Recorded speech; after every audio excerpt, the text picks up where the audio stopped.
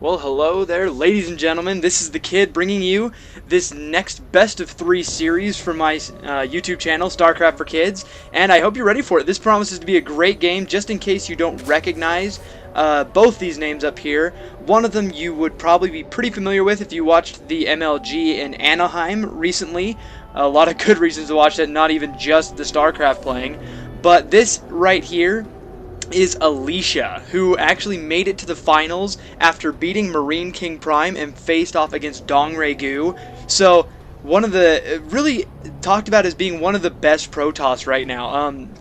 I know I just recently watched State of the Game, and Alicia was talked up quite a bit by people like Artosis, who really talk about him as being a solid player, but also really kind of being a specialist against Terran, not necessarily being really strong against Zerg. I actually think Zerg is his lowest win rate in matches. I think it's actually below 50%, which is kind of rough. I would imagine that's definitely what he's working on in his practicing right now. And this guy up here, this is Suki. I don't actually know a whole lot about him. I'll look up some more stuff about him as far as rankings and playstyle go before I bring you game 2. But I wanted to get this game started right now. I'll actually be going to work here in a little bit. So I want to get this game uploading so you guys can watch it and be ready for game number 2. So as we're getting ready to get started, I just like to say, you know, subscribe to my channel, guys. It's going to be great. I'm going to bring you tons of pro replays.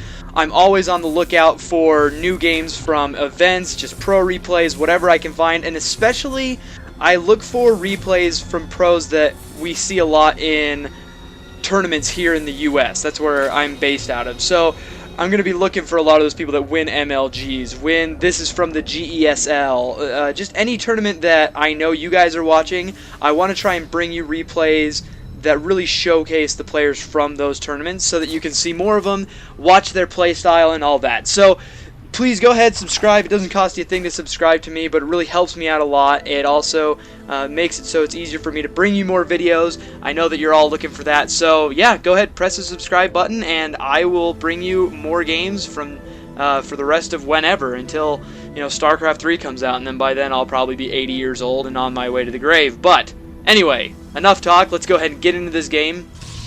Alicia gonna go ahead, open up very standard with the Forge Fast Expand. This pylon right here is, I think, very underappreciated. I've played against a lot of Protoss lately, and I feel like Protoss are a little overly cautious about using a pylon for a wall-in. I mean, I have seen a couple times, players like Lenok especially, I feel like, even Stefano, I think, once, doing a Baneling bust on Protoss, but I feel like that's really, really rare, and especially because cannons are always such a big part of a wall-in. Baneling busts are that much more difficult if you are a Zerg player. So, for those of you playing dual site, Daybreak, sorry, don't forget to throw down this pylon. You need it. You can't live without it. Zergs will get run-bys and end your game for you, and then you'll not want to say GG, and they'll hate you because you're being a punk. So, wall off with that pylon. And here we go, just like Zergs always do. Suki gonna go ahead and throw down 2 hatcheries, go up to a quick third base to put him on equal footing with the Protoss for this game, even sending out these 2 lings to get him some good scouting information to make sure he knows what's going on. So we got a bit of a lull right here. It's gonna be a couple in-game minutes before we actually see the tech of the Protoss player. At this point, it's very easy for him to go up to Stargate, get some Void Ray harassment going on, even if he wants to throw in a couple Phoenixes to pick off Queens. That's also very, very viable as a Protoss strategy. Also, something I feel like we don't see as much these days is jumping up to 7 gateways. Now, I kind of feel like if you're going to throw your pylon right here, this is kind of a risky place to put it because it's very easy for overlords to get back here. You know, if you get an overlord down here early enough, he can easily scout that.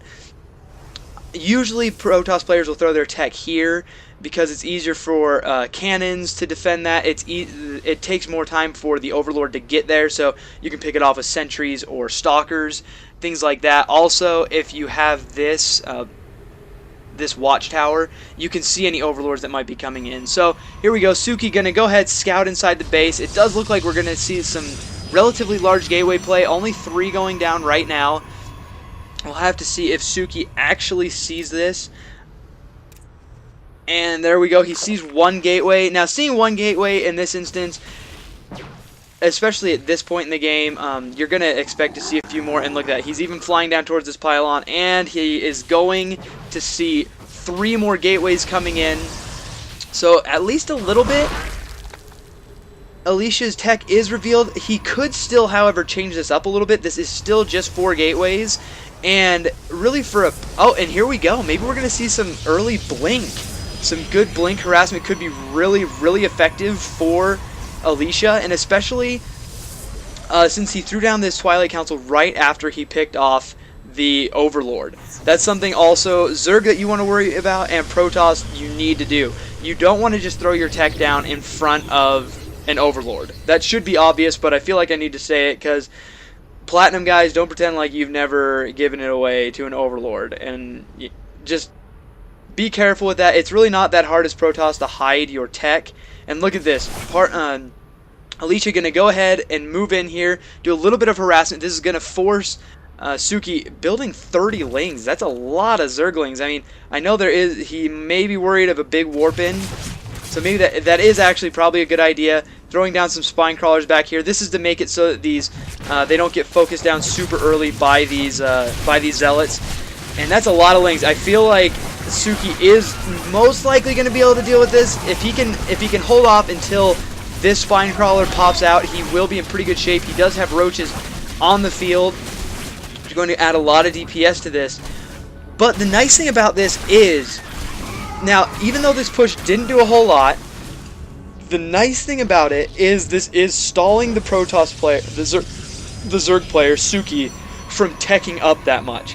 Now, what he needs to be able to deal with Blink Stalkers, he needs Infestors, and he needs a lot of Speedlings. Now, seeing a rush like that is getting Suki to get Roach Speed, which will be okay against Gateway units, but Blink Stalkers can definitely do some good Blink Micro away from those Roaches, and keep from taking too much damage. And look at this, even Hallucination.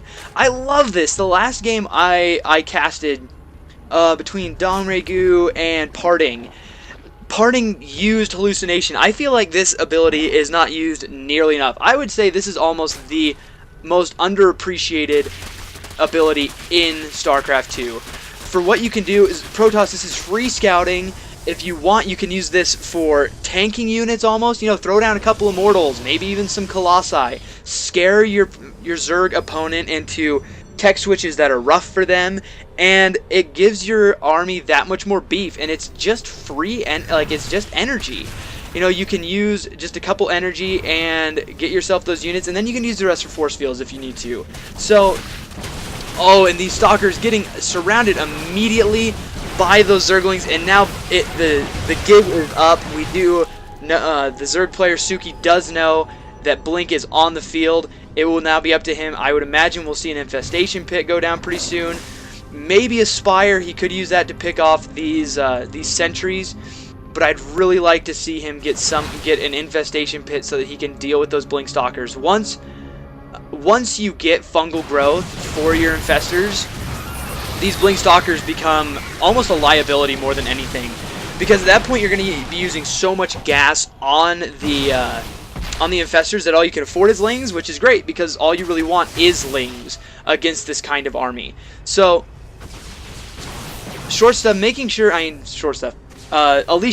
he doesn't push too far into the creep. He doesn't want to Blink Micro too much against that army, and great force fields here, catching a couple of these Roaches off guard and focusing them down as quickly as possible. And we look at the upgrades. Look at this. We've got Alicia on 2 attacks, 0 armor, and I don't think we have any upgrades for our Zerg player. I can't really catch this Ling. It's too quick for me. But yeah, there's no armor. There's no attack. This is going to give Alicia a great advantage. And look at this. Just completely pulling this army and putting this army in half. This is why he definitely needs to get fungal growth. He can't just stay on Roach Ling, because these force fields are just going to drive him mad. He needs to at least get mutas so that he can focus down these sentries, which are just destroying him right now. Alicia definitely making the most of these sentries right here. How many does he have? He only has 8 of them, but they're throwing down so many force fields, and really I think he might take it right here. Now, as much as this choke is pretty good for the Zerg, Protoss player can just wall off with those force fields and then just force his way up the ramp, taking out half the Zerg army at a time. And I really don't see anything that Suki can do right now. He's going to try and push in, and there go the force fields, cutting his army in half, even just letting a slow trickle of roaches through, which is basically just taunting them, allowing these stalkers to do as much damage as possible. But I do feel like Alicia needs to move his army up a little bit so all those stalkers are attacking. And here we go, just going to push his way in a little bit, bringing in some reinforcements, even some zealots to tank damage.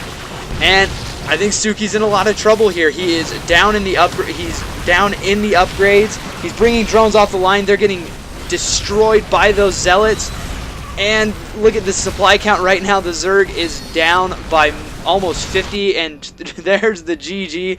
Kind of a quick game right there. That was beautifully done by Alicia. As much as he rushed the blink micro, I feel like the thing that won it for him was that Suki never got anything to counter those sentries. He never got mutas, he never got infestors, he never got anything to be able to deal with those force fields. The blink micro is mainly just good for, you know, keeping a couple stalkers alive, but really it came down to those force fields. So Zerg players, keep an eye open for it. Make sure you're getting those tech units to deal with this kind of push, and I'll see you guys at game number 3.